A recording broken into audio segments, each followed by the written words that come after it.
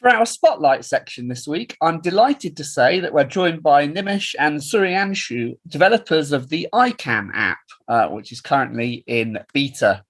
Welcome, guys. How are you today? I'm good. I'm doing fine. How are you, Ed? Oh, all well here. Slightly grey day on a Sunday lunchtime in London, but all well. Nimish, can you tell us a little bit about Eyecan, where the idea came from, and what the app does? All right, sure. Ed. So the story goes aligned with the path when I was interning in a company, and this was in my second year for college. And just to give you a context, me and Suryanshu are the batchmates, and we have just completed our graduation almost 2 months back. Right? So I was interning in a tech-based company, and there I was researching on this deep technology that deals with object detection data. And I something felt like, yeah, object detection data is something which is very scale. And if you wanted to do for some category of users, not just for blind users, you have to generate your own data. Now that's where the idea kicks in the mind, and the idea was very simple, and we had to provide outdoor navigation in a sense that a person or a blind person could be able to just identify the object, what is the object coming in front of him. Second, at what distance the object is coming. And third, what he has to do. Let's say he's walking a footpath and an object is coming. Let's say a person is coming on a 10 feet, 8 feet, 5 feet, etc. And what a person has to do. Like he has to just stand, move right or move left. So this was the idea that we want to make a visually impaired people can move out independently without any support beyond their own. So with this idea, we have started this icon, and yeah. So long story short, this was the idea that kicks in the mind. That's great. And you said you were interning in a tech company, I think. And Suryanshu, what's your background? So while the Nimish was interning in the tech company, I was here working doing volunteership in organizations, youth organizations like ISEC and Rotaract, where I was from the very beginning I was very keen to work for social sectors. So I chose to start working for volunteer organizations, and now I did a lot of events with them. And from the very beginning, the youth organizations are my thing. That working with team, creating an impact, creating a difference in the world was my keen interest from the very beginning. And side by side, we were also understanding the business as we were doing bachelor's of business administration. So yeah. Excellent. That's good to hear. Can you tell us a little bit about Eyecan as it stands now? Obviously, you talked about navigating, walking down footpaths, getting to know sort of the object data, where the object is. Can you talk to us about the feature set that Eyecan has at the minute? What can the app currently do? Sure. Okay, so I'll talk about in two segments. I think after me complete, so that you can add on to. So Ed, right now the current offering has established into three parts. So basically, we provide three big features, big category. First of all, maps, in which a user can use. Let's say a user wants to go to any location, A from A to point B. So in our application, this is totally visually compatible. He can easily access to our application. Second thing is that the surrounding into which we tell a user what is coming in front of them. We can tell you what is the particular object. Let's say is a smartphone, is a watch, is a laptop, anything like that. Although, or you can just click a picture and it will tell you what is happening in your surrounding. For example, like two person on a bike are moving forward, etc. And the third category is the read feature. Read feature is something like that which is very essential or important for a visually impaired. This is the completely necessary. So in our application, a person can read a text, let's say book, hard book, newspapers, etc. He can play around with the PDF, like he can just multi-language in the PDF segment. He can move to different pages. And the third option is that he can play around with the image segment. Like he can just share the image from WhatsApp, Telegram, or any other application to our application, and it can just read out what is the information presented. So this is the current offering which we are giving right now. And Sudhanshu, would you like to add something in it? Sure, Nimish. So, like Nimish rightly mentioned about all the features and the read, how a person can play with the documents. So it's our daily needs that how particular man starts his day. For example, he needs a newspaper. He reads a lot of documents. He wants to. If a student is there, he reads a lot of. His whole education depends on these documents. So that was the very first motive to introduce this feature, wherein a person can read the document, and while reading the document, we make sure that he gets that experience of education. It's not just like the computer is just speaking out those words and all. We are trying to give them just an experience, an audiobook experience, basically, wherein a person is understanding about and a person is taking an experience of what he is reading. And also we give translation feature because here in India most of the people speak Hindi. Now the most of the documents which are in English, they can easily translate that. They don't need anyone. So we here at Eyecan believe that everyone should be independent in their own task, and we are on a mission to make visually impaired independent. Now what we here try to do is that everything end-to-end things can be translated so that a person doesn't need anybody, even his family members, to translate anything, to understand anything. If he or she has the documents, he can rightly understand, okay, what is written and all. So with, and also we try to fix something wherein a person can also understand what's in the image. So in with Eyecan, a person can also read an image. What's so most of the people are used to send good morning quotes or the motivational quotes. They can also read that from Eyecan using OCR. So these are some of the features. And about maps, a person can also use maps to go through nearby places. There's a feature maps. For example, we have rightly placed and rightly segmented all the important places. We can say banks, ATMs, hospitals, or religious places. Whatever a person use, a person with single click can get the directions. And also a visually impaired person needs to understand his current location from time to time. So with Eyecan, it is also possible that he can also understand about what are the what is his current location by time to time, where is he standing right now. If he is traveling, he should know that where he's going. And yeah, Ramesh, if you want to add about something this. So, Ed, this is the current offering which we are giving to our users. That's Now, yeah. that's really good, and there's a lot to get into there. Well, you mentioned the translation thing, and that must be really powerful because it saves people having to get documents translated or explained to them. What engine are you using for that? Is that Google Translate or is it something else? So all the services that Icon is currently using for translation services, we have developed in Icon from the scratch. So we are not reliant on any third-party services as of now. Oh, so it does it itself. That's really good. And when you're trying to read a document or to scan it, do you get guidance from the app so that you know where you have to hold your camera or if you need to move it a little bit so it can see the document? Well, add this is the feature which we want to integrate, and as of now, I can tell you the current situation that Icon is in beta stage, and there are a couple of like in a list. I can if I do the addition that total feature comes up to a figure of 150 plus features. This features include the feature which you are telling right now. The basically it is called as edge detection, and we Yeah. will add in a month or so to our application. Oh, excellent. No, I think that will be really good. And when you do the maps and you go into the category and you look at religious services and then you start to navigate to it. Does Ican guide you there, or does it sort of hand you over to Google Maps or something like that? What does Ican do and what does Google Maps do in that process? All right. So basically, there are two parts of it. Out of it. Now, for a visually impaired person, first he needs to find a location in an application. So that is where icons comes into the role. Like we have made an so visually compatible environment, or should I say, talkback compatible screens. That Yeah. is why any person can just figure out.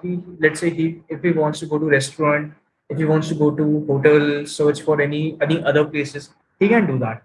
Once a user has figured out where he wants to go, he just click on this button and it will be redirected towards Google Maps. And when it's directed to Google Maps, it's gonna just speak out. Let's say if you wanna take left, you wanna take right. So we're gonna say to our users, sir, you just have to do 3 clicks in a button and you will get to your destination. So this is the process of I can Google. Brilliant. So you set up where you want to go in Eyecan, and then the directions to that place you get from Google Maps. Correct. Yeah. And I think you mentioned, the idea for this came about wanting users to be able to know where things were, on footpaths if something was traveling towards you. Is that implemented yet? Is that the surroundings feature, or how would that work if you want to turn that on? So basically, for that situation, what we have done, we have run a beta test in our surroundings, in our local area only, but few of the visually impaired people. We wanted to check this out in the testing level, how it's gonna perform. We are not talking about the production level. We are just talking about in the testing environment. And the testing environment results are so far so good. And we want to launch it, but before that, we are applying towards patent because this is a really a big feature and nobody is doing this. So we thought let's apply for the patent and after some time, let's say in the January or February in the coming year, we will launch that feature. Oh, brilliant! So you're testing it. You're sort of testing it locally at the minute, and then once all that's sorted and it's patented, you'll be able to roll it out. Correct. Yeah. Oh, that's really interesting. One of the things that we like to ask at app developers, particularly where something like OCR is involved and you might be scanning personal documents, how much stuff is done on the phone itself, done offline, and how much is done online and sent to servers? So let's talk about how where are the users coming from? So mostly 70% of the crowd is coming from overseas and 30% crowd is coming from Indian regions, right? And in India, basically you require two languages, Hindi and English language. And in the overseas, you require many other languages like French, German, Arabic, etc., etc. So for the 30% crowd, we have enabled that if you do OCR, the processing will happen in the phone itself. That is an offline process, right? But if you do some other languages, let's say Arabic, French, etc., German, etc., then it will require an online support. That is going to happen with the servers, like the third-party services, which are providing those services like German and French other. It will happen to those areas. So right now, 30% crowd is done totally offline. 70% crowd is done through the online mediums. That is how we do that. So if I've got my English newspaper or my English bank statement, I OCR that. That's gonna get processed on my phone offline, is it? Yeah, correct. We are actually quite speedily moving on that aspect. We want to make it on the phone base itself because, to be honest, I feel now that although the world is growing with the speed of 5G, but although some of the areas doesn't have a proper internet connectivity, and if in that area, if a person wants to do an OCR or want to access any kind of feature, then he require an active connection. And we moving forwards at this mission, we want to make this application like maximum offline. So we are quietly and speedily moving towards that area. Great, that's really good. Before I carry on, I've got a few more questions. Austin, have you got any questions? Yeah, I've got a lot of questions. The first thing is in the reading section. Does I can do handwriting recognition? Okay, so let me just talk about a bit technical. So what happened that there are couple of options available in the outsourced expert, but actually those are not reliant or those doesn't give you the best accuracy. If we integrate those options in the icon right now, then we for a count we may have that feature, but in actual cases the accuracy is very low. Now let me tell you something very special of icon. I'm sure everybody over here are aware of that process of how object detection works. Right? Like we collect some lakhs of images of one object and we label those images and then we train a computer to recognize those images, right? This is a very lengthy process and this gives you the best accuracy. And in Icon, we have something ki a user can just simply click a picture of any size object. The image will be uploaded to a server or right now in the your phone, and within just 30 seconds or 1 minute, your model will be ready. So we are just from the scratch, we are building this model. And you have mentioned the point of handwriting recognition, right? So we are building our own database, right? We're gonna train our own models, and after some time, we're gonna implement to our users. That will gonna have maximum to maximum accuracy. So this is the workflow that for handwritten recognition we are opting. So my next question is: does in the nearest nearby places I can use any database or something? Because when I was trying the app in the morning, a lot of places in my area were missing. They were not shown on Yeah. the list. That's right. That's right. So basically, for that, we are using third-party services. We are using a database provided by the Google only, and we're just fetching the results out of it. So a lot of time, what happens now, the latency rate is very low. And although we're gonna soon update on that part, I think there was some bug coming in our application. Many users have reported those bugs, and in a day also we're gonna update those bugs. And yeah, so maximum data is provided by the Google right now. And my last question is: when you open the app asks you for your Google account first. That is okay, natural. But the app afterwards asks you for your phone number. So is there any reason for that?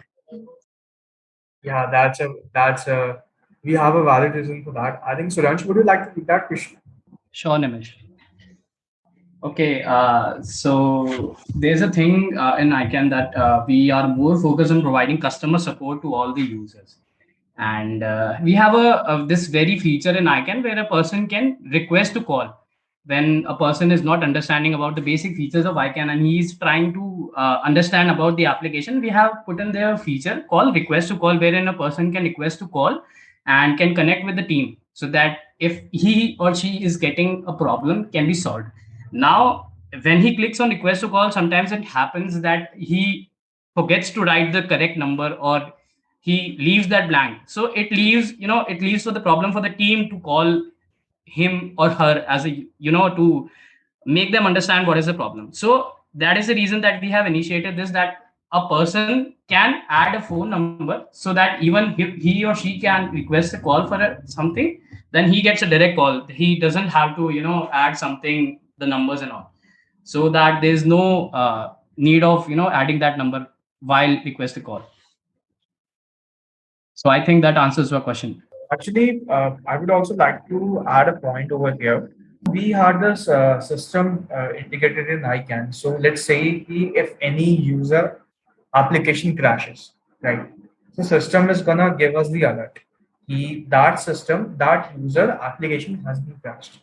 And to give the best customer support, what we guys have thought initially, we're gonna call users to whatever numbers is possible, and we're gonna tell the users, "Okay, sir, this has been reported, your application has been crashed, and we're gonna soon update that application."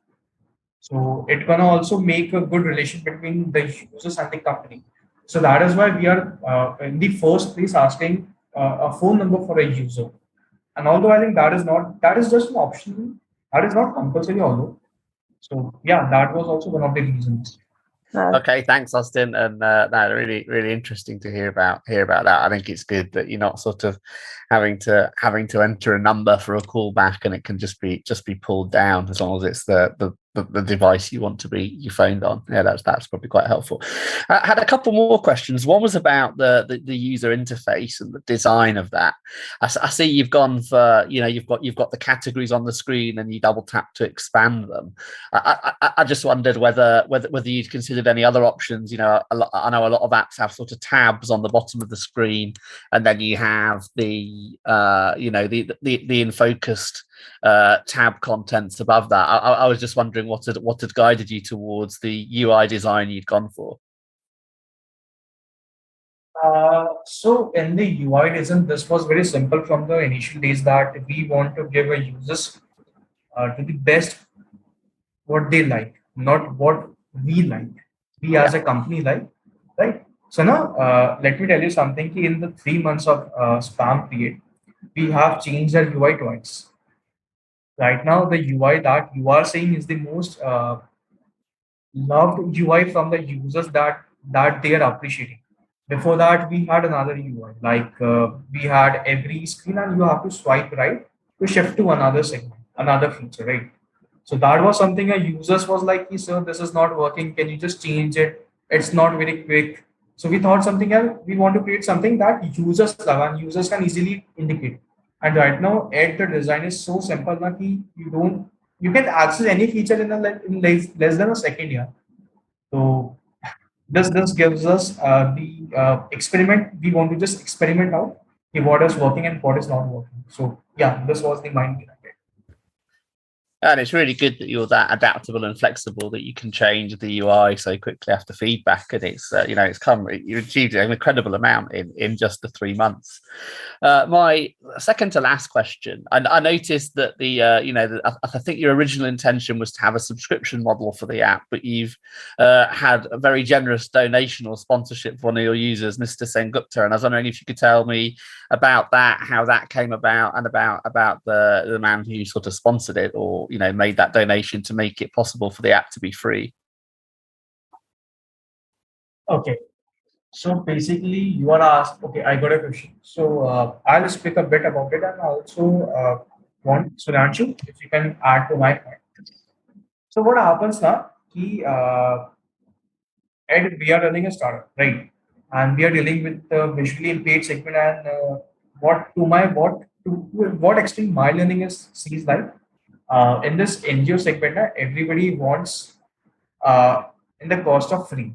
Nobody, very less people wants to just pay for the cost, right? And when we are just approaching with the investors, we want to raise the first round of Eyecan. The investors has given us the feedback that if you can generate a money, if you can generate a revenue from this segment, this NGO segment, bang on your startup is gonna just boom on, right? So for to just test out whether users can pay a money or not, what we have done, we have done a small experiment under which a user can just pay 50 rupees per month, 50 rupees Indian currency for 1 month, and 150 rupees for a quarterly.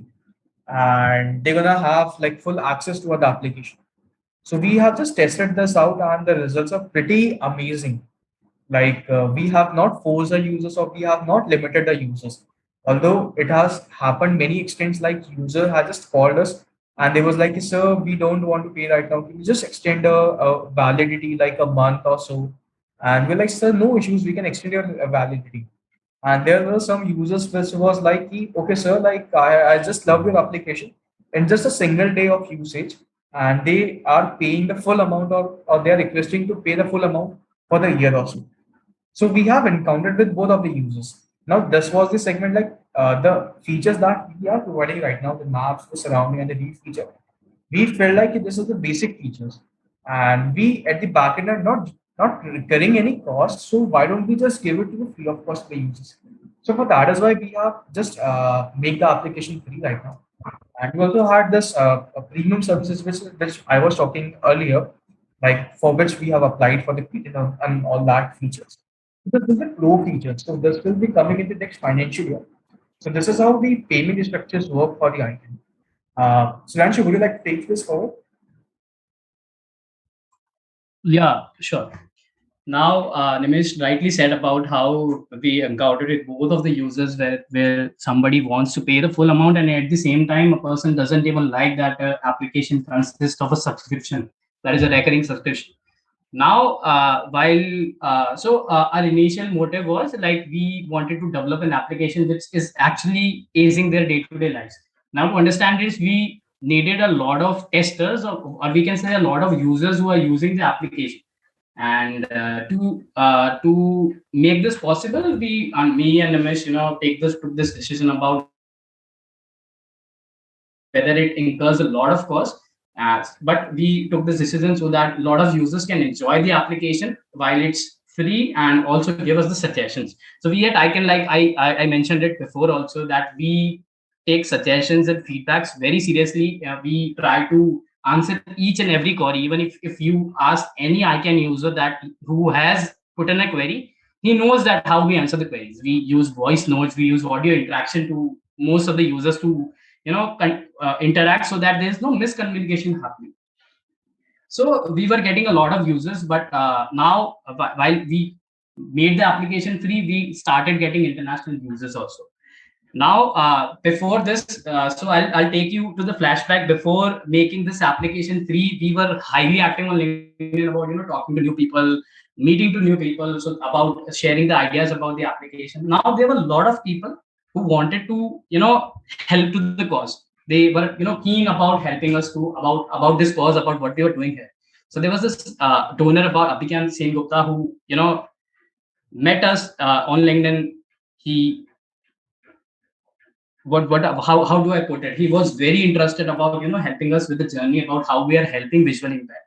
So we introduced this gift donate model, wherein somebody can donate a subscription to other visually impaired, so that everyone can use the application. So there are a lot of underprivileged people who can't even afford a simple subscription, which is their basic needs. So that is the reason we introduced this gift and model subscription, wherein one person can pay for the other. Now when Nimish put this in front of users, they loved it. They started the most of the people who were capable of paying, they started at, okay, I will donate for 2 people, and the other was saying I will donate for 20 people. So it doesn't matter how much they pay, but they are helping to the cause.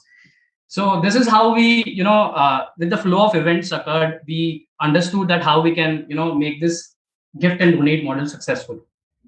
Yeah, so I think that answers your question, Ed. Yeah, it does. Thank you very much. I think that's really powerful, being able to use donations to support those that can't afford their own subscriptions. I think that's good. Although, as you say, you get varying reactions, don't you, from different users. Some who want to, they want to pay what the annual or lifetime or whatever it is, almost immediately, and then others who are a bit more reluctant. Right.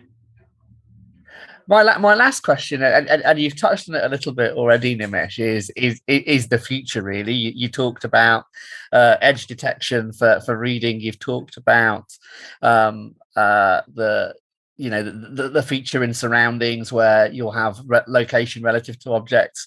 Is there anything else you want to trail? Any other features that you're looking to implement as you move forward in the next few months?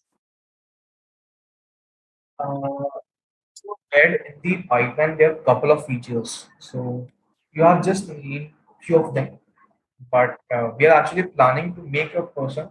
Let me just portray a picture in front of you so that you can visualize, and you can only tell me how many features are we planning. Like, let's say if a person goes out of his home, nobody is there to guide him, right? And he's on its own. Now he has to identify at what time the bus is coming. He has to catch a bus. He has to go to his office from an elevator, and he has to identify what in the elevator what the button is. He when he will go to his office, he has to figure out what is the desk in front of him. And another example would be, let's say if a person goes to a grocery shop, and if he wants to shop anything, he can just identify the products out of him and know what is the expiry date of the product, and also could able to identify what is the currency, can do all sorts of mathematical operations. So basically, long story short, it is Icon is not a product, but it's something which is a life of a user. We say to a user, we are just not providing to a product to you. We are giving an virtual assistance to you that is gonna help you out in every way possible. Count currencies, identify colors, identify buses, can tell you real time buses timing, and can identify numbers, can identify seat. You can just create your own object model and without anybody's help. So this is the journey of Eyecan. I'm sure you can connect with me. Wow, that'll be really powerful. So you want Eyecan and the object model then to kind of grow and fit round the user's own needs then, rather than being too predefined. You want it to be able to kind of sit alongside the user's life as he or she wants to use it, by the sounds of it. Yeah. So I suppose I guess we are traveling on the same boat in the thoughts of feature, right? Yeah, and I hope that's a really powerful aim, I think, and if it can get there, it'll be great.